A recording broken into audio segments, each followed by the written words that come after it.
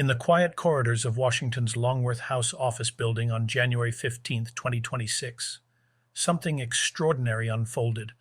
Over a large box of untouched donuts, three members of Congress sat rapt as a visiting Brazilian neurosurgeon described staring into the large, lilac-colored eyes of a highly intelligent, non-human being.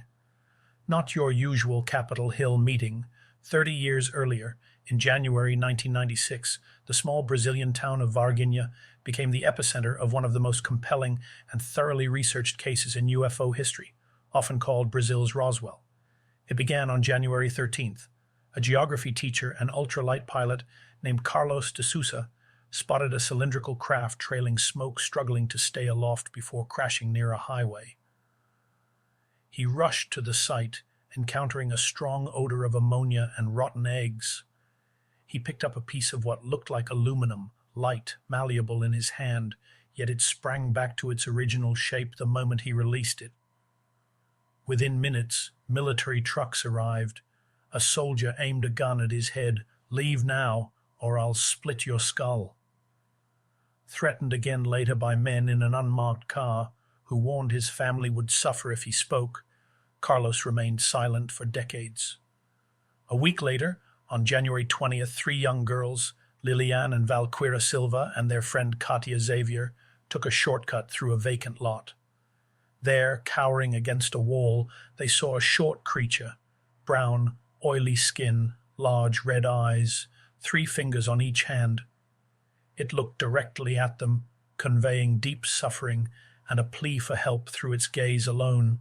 Terrified, they screamed and ran. Their mother returned later to find only a 3-toed footprint and a lingering acrid odor that stayed in her nose for weeks. Soon after, 4 men in black visited, offering cash if the girls would go on television and claim it was a sick calf, a dog, or a deformed human. She refused. Rumors spread quickly, streets filled with military trucks and emergency vehicles. Witnesses spoke of 2 non-human beings captured, one taken to a local hospital, another reportedly dying or already dead.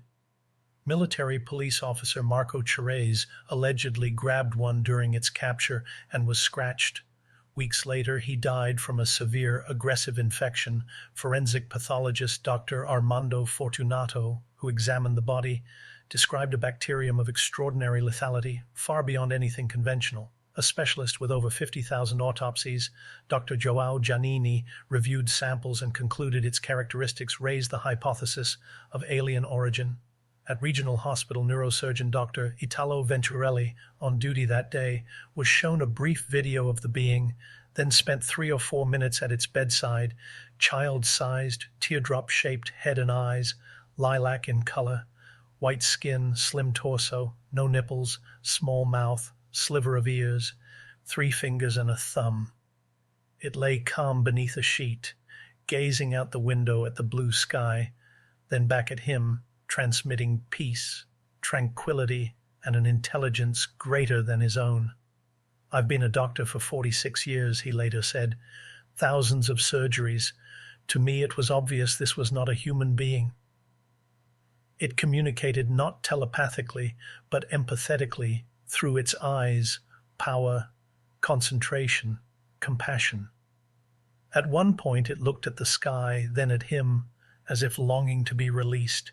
He felt he was looking at an angel." Accounts suggest the being was moved to an ESA military base, then to Campinas, and ultimately spirited out of Brazil, possibly by American forces. A U.S. Air Force cargo plane reportedly landed at Viracopos Airport around January 20th, picked up unusual cargo, and departed. Retired Colonel Fred Clausen outlined the paperwork trail that should exist: air mobility command logs, refueling records, international flight plans, even for classified missions.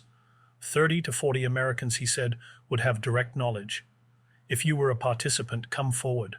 For 30 years, most witnesses stayed silent, threatened, fearful for careers, or simply disbelieving what they had seen. But in 2026, on the incident's anniversary, filmmaker James Fox, investigating with Brazilian colleague Marco Aurelio Leal for over 2 decades, brought key figures to Washington. in a closed-door briefing in Representative Tim Burchett's office, joined by Representatives Anna Paulina Luna and Eric Burleson, Dr. Italo, Carlos de Sousa, and Dr. Armando shared their stories. Lawmakers pressed for details: the creature's hands, clothing, communication. Was it telepathic? Burchett asked. Empathetic, Italo replied, through its eyes. Many doctors, he noted, remain afraid to speak due to threats or career risks. 5 days later, on January 20th, Fox organized a public press conference at the National Press Club. Witnesses testified.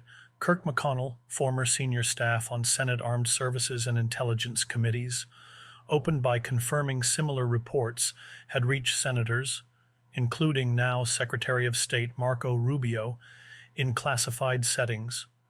Retrievals of craft not made by humans, recovery of non-human bodies. Jacques Vallée, in a video statement, noted Varginha's similarities to classified cases in scientific records, praising its exceptional new knowledge from professional medical descriptions.